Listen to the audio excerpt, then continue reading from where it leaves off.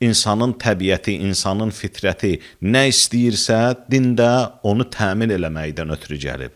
O istəyə müxalif deyil, o istəyə din müvafiqdir.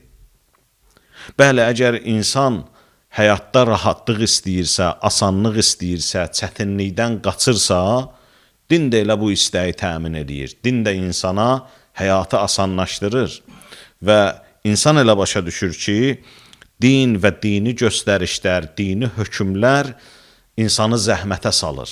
Və bir çox insanlar dinə gəlmirlər, dindən uzaq gəzirlər, araşdırırsan, görürsən, bir səbəb də budur ki, insanlar dini bu cür başa düşürlər, elə bilirlər ki, dinlə yaşamaq, yəni qaydalarla, əmrlərlə, qadağalarla yaşamaq, bəli, bu da həyatı insana çətinləşdirir.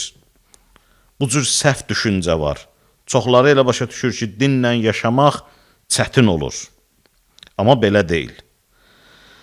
Düzdür, ilk baxışda insan görür ki, din çətindir. Çünki göstərişi var, olar olmazı çoxdur. Amma diqqət eləyəndə görürük ki, xeyr, din insana hər bir şeyi asan eləyir, yolu hamarlayır hərəkət üçün. İnsan rahatlıq istəyir, din də bunu təmin edir. Bir misal çəkin burada, məsələn, sürücülük qaydaları var. İnsan yola çıxdı, yol hərəkət qaydaları var. O yol hərəkət qaydaları nə üçündür? Sürücüyə hərəkəti çətinləşdirmək üçündür, yoxsa asanlaşdırmaq üçün?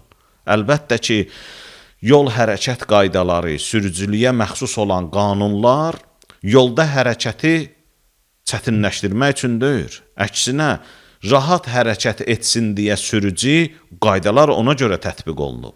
O qaydaları çıxaranlar, o qanunları qoyanlar, məqsədləri bu deyil ki, sürücülər üçün hərəkəti çətinləşdirsinlər.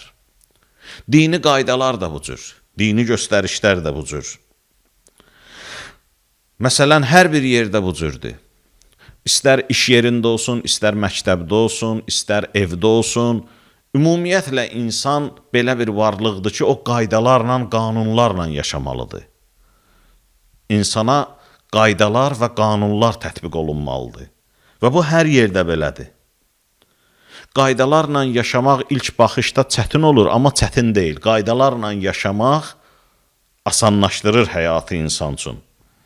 O qaydalarla yaşamağın içində bir asanlıq var. فَإِنَّ مَعَ الْعُسْرِ يُسْرًا Keçən cümə söhbətində ayə oxuduq ki, hər bir çətinliyin içində bir asanlıq var. Qaydalarla yaşamaq çətin olsa da, bu çətinliyin içində bir asanlıq var. Mənə göstərin elə bir yer ki, orada qayda olmasın. İnsan məktəbə gedirsə, məktəbin özünə məxsus qayda qanunları var. Hansısa bir yerdə işləyirsə, işin özünə məxsus qayda qanunları var. İnsan evə gəlirsə, valideynin, ata-ananın övlad üçün təyin etdiyi qaydalar var, qanunlar var. Hansı bir yerdir ki, qaydasız olsun, qanunsuz olsun? Hər yerin özünə məxsus qayda qanunları var. Cəmiyyətdə gəzirsən, küçədə, bayırda gəzirsən, onun da özünə məxsus qaydaları var, qanunları var. Yaşadığın cəmiyyətin, dövlətin özünə məxsus qayda qanunları var. Harda olursa insan olsun, oranın qayda qanunları var. Yəni, insan qaydalarla yaşayan bir varlıqdır. Bəli, o digər canlılardır ki, meşə həyatı yaşayır və heç qayda qanuna da ehtiyac yoxdur. Hərçənd ki, baxırıq, görürük, onların da qərizəvi olaraq özünə məxsus qayda qanunları var. Amma insana bu aid deyil. İnsan qaydalarla, qanunlarla yaşamalıdır. Hər yerdə bu cürdür. Dində də bu cür. Din insana qanunlar, qaydalar, olar olmazlar, əmrlər, qadağalar nazil eləyib. Ki, sən nəyi etməlisən, nəyi etməməlisən, nə sana olar, nə olmaz. Və bir çoxları elə başa düşür ki, dinlə yaşamaq çətin olur. Dinlə yaşamaq, yəni qaydalarla yaşamaq. Harda biz qaydasız yaşayırıq ki? Hətta döyüşə də çıxanda onun da özünün bir qayda qanunu var. Hara geçsin, özünə məxsus o yerin bir qayda qanunu var ki, insan onlara tabe olmalıdır. Qaydalarla yaşamaq həyatı çətinləşdirir məgər? qayda tətbiq eləmək, qayda qoymaq çətinləşdirməkdən ötürü deyil yaşayışı, əksinə asanlaşdırmaqdan ötürüdür. Düzdür, dinin zahirində, göstərişlərində biraz zəhmət var, insan əziyyətə düşür. Hər yerdə bu cürdür. Hər yerdə qayda olsa, insan qaydaya əməl eləsə, biraz çətinliyi var. İnsan sərbəstlik istəyir, amma o qaydanın içində elə sərbəstlik var. O qaydanın içində bir azadlıq var.